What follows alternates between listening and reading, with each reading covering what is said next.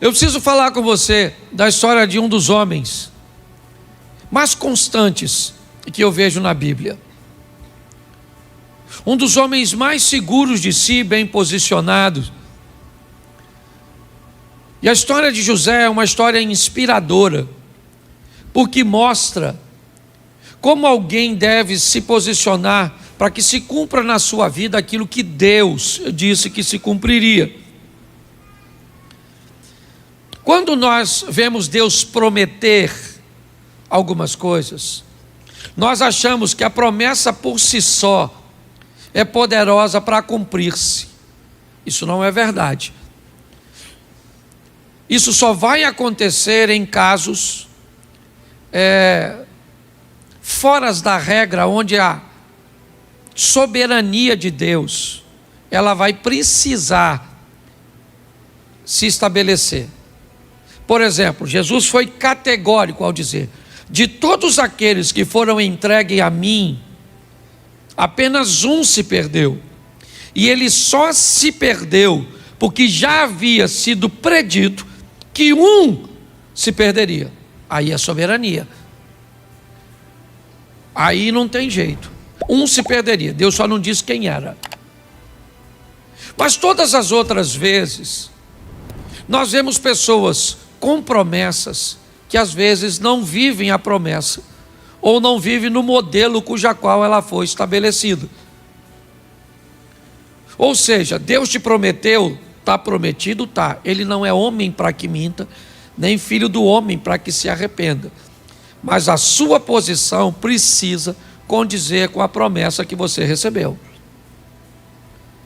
Para mim não faz sentido um Deus que levanta um cara para ser forte, para libertar o povo, certo? Da mão dos seus inimigos, com o propósito de humilhá-lo com cegueira, de humilhá-lo com escravidão. Não faz sentido. Para mim a história de Sansão, ela não era essa, não. Para mim o que Deus havia escrito sobre Sansão é: Sansão será um cara forte, obediente e vai livrar o povo da mão do inimigo. Essa era a promessa.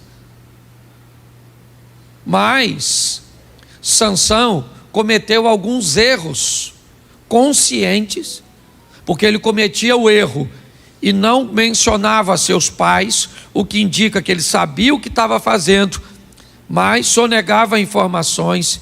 E aí então ele cumpriu o propósito, cumpriu, mas cego, escravo girando um moinho. Que fique claro. Quando nós olhamos a história do povo no Egito, a história de José ou de Moisés, me parece também que não continha 10 pragas. A história original, lembra quando alguém vai conversar com Jesus lá no Novo Testamento e pergunta sobre divórcio, e Jesus disse assim: mas não foi assim desde o princípio? Não era desse jeito, alguém mudou. Me parece que a história da libertação era: Moisés ou José se torna governador e leva o povo, e eu então preparo um faraó para tirar o povo. Quando Moisés mata o egípcio e aborta a missão, Deus corrige a rota, refaz o plano, que era libertar o povo. Esse era o plano, e o plano vai se cumprir, de um Moisés que vai sofrer no deserto, que vai passar por uma série de adversidades que não era necessário segundo o plano original. Muitas pessoas levam para si um nível de vida extremamente ruim, uma trajetória cheia de dores, de percalços, de crise, de perdas, e não precisava ser desse jeito. Todas as vezes que você vê alguém sofrendo, ou não vou dizer todas, porque algumas pessoas, e eu vou mostrar isso com José, sofrem de forma injusta, mas a maioria delas estão colhendo aquilo que plantou. Essa é a grande verdade. E aí quando a dor vem, se você parar para observar, na maioria das vezes você enxerga um culpado, e ele não é Deus. É exatamente você, nós mesmos, a nossa ação. Preste atenção na história desse cara, porque quase 20 anos antes, ele escuta Deus falar com ele através de sonhos. Um dia, você vai estar em pé, e todos os seus irmãos vão estar curvados diante de você. Essa foi a promessa, vindo através de uma ou de um sonho. No capítulo 42, quase 20 anos depois, José se vê parado como governante do Egito, e os seus irmãos dobrando os seus joelhos diante dele. Ali se cumpria a promessa do capítulo 37, acontece no 42. Mas o que José teve que fazer para viver isso? É isso que eu quero ver com você, porque provavelmente você já deve ter recebido inúmeras promessas, inúmeros lugares que você passou, de gente que não te conhecia, que não sabia quem você era, que não conhecia a sua história, te deu uma palavra profética para o futuro, e você, preso a essa palavra, ou não, você olha para seu futuro hoje e diz: cara, não se cumpriu nada, nada aconteceu. Então dá uma olhadinha aqui na história dele. Eu vou contar rapidinho, são 22 minutos que eu tenho, eu não vou passar do horário. Primeiro vamos olhar o pano de fundo dessa história. Raquel é uma mulher que tem um sonho de ter filho, porque não tem. Você não precisa sonhar com aquilo que você pode realizar com facilidade. Bila, Zilpa, as concubinas, e Leia, elas conseguem gerar com muita facilidade. Das 4 mulheres de Jacó, 2 esposas e 2 concubinas, 3, com muita facilidade têm filhos. Uma só não tem. Quem é? Raquel. O que Raquel sonha? Em ter filhos. Para ela é algo dificílimo, impossível. Lia ou Leia nunca sonhou em ter filhos. Não. Bila nunca sonhou em ter filhos.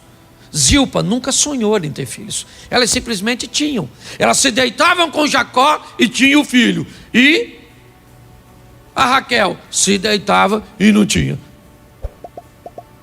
E as outras deitam e tem. E ela deita, não tem.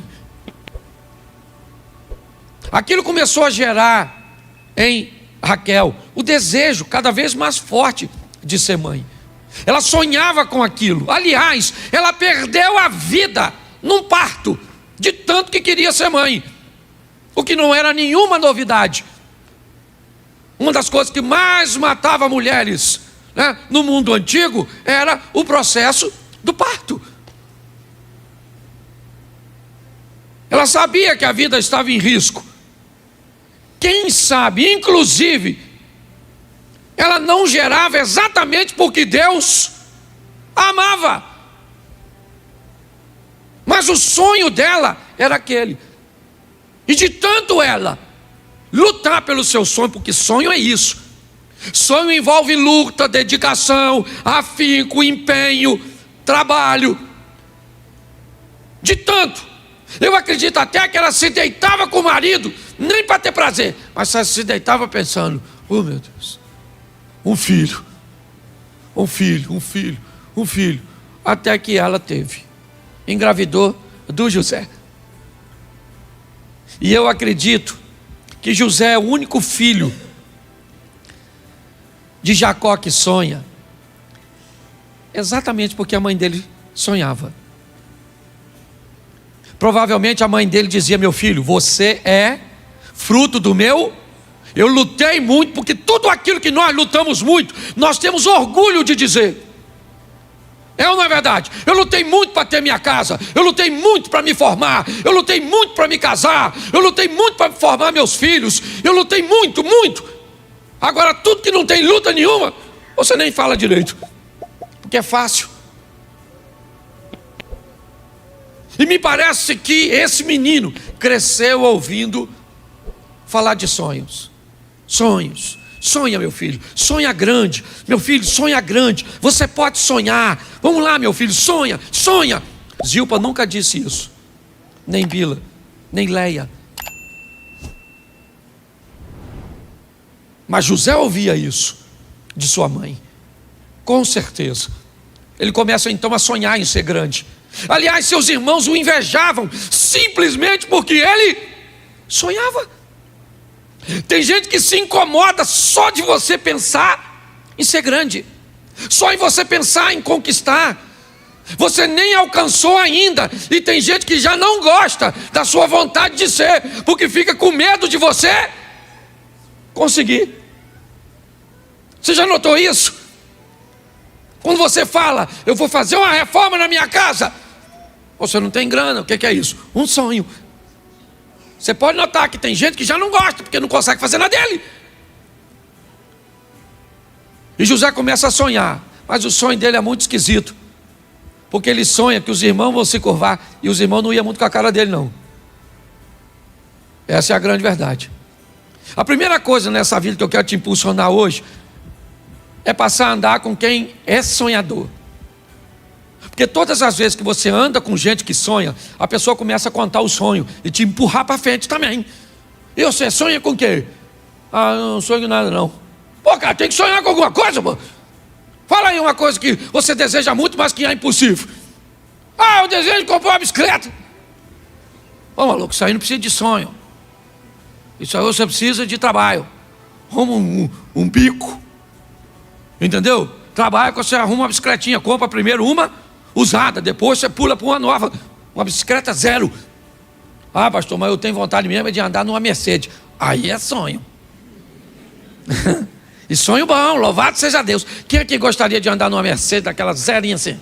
Isso, tem gente que nem levantou a mão. Isso aí.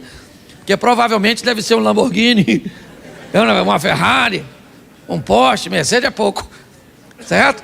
Mas preste atenção. Anda com sonhador, com quem sonha, sonha. Às vezes eu estou numa roda com amigos, nós começamos a falar o que vamos fazer na igreja. Aí você fala um negócio, você vê o olho do outro brilhar. Porque ele já quer que você termine de falar para ele falar do sonho dele. Entendeu? Se você contar, por exemplo, que está esperando um homem bonito, inteligente, rico, para uma mulher que não sonha, ela vai falar: você é louca, garoto. Esse homem não existe, se existir já está casado. Agora conta para uma mulher sonhadora. Ah, eu quero um homem louro, alto, dos olhos azul, assim, rico. E você pode olhar na cara da sonhadora que ela fica assim, ó. O que é isso? É vontade de falar do céu. Você termina de falar, eu quero louro, não quero moreno. 1,83 m, não quero nem 84, já falei, certo? Quero assim. Agora conta seu sonho. Fica andando com quem não sonha. Só anda com cabeça de bagre. Tá lá. Ele começa a sonhar, só que ele sonha muito alto. E o texto diz que os irmãos dele têm um comportamento muito ruim. Você quer realizar seus sonhos? Aprenda uma coisa, sempre vai ter perto de você gente com comportamento ruim. Onde? Em tudo quanto é lugar. Na igreja tem gente com comportamento ruim? Tem? Pois é, tem. Na sua família tem gente com comportamento ruim? Tem? No seu trabalho tem gente com comportamento ruim? Sangue de Jesus tem poder. Na sua universidade, na sua escola tem gente com comportamento ruim? No seu ciclo de amizade tem gente com comportamento ruim? E aí, querido? Como é que você faz? O texto diz que José está vivendo num ambiente onde o comportamento é mau, mas ele se mantém firme, porque ele não é todo mundo, ele sabe quem ele é. Então sempre vai ter gente perto de nós para nos dar um exemplo negativo, mas é você que diz se vai ou não vai seguir. O José está lá, os irmãos dele estão vacilando, e o José está lá. Pô, mas todo mundo está fazendo, mas eu não sou todo mundo. Mas todo mundo está, mas eu não sou todo mundo, porque eu não faço o que todo mundo. Não faço. Aí começa a acontecer um problema.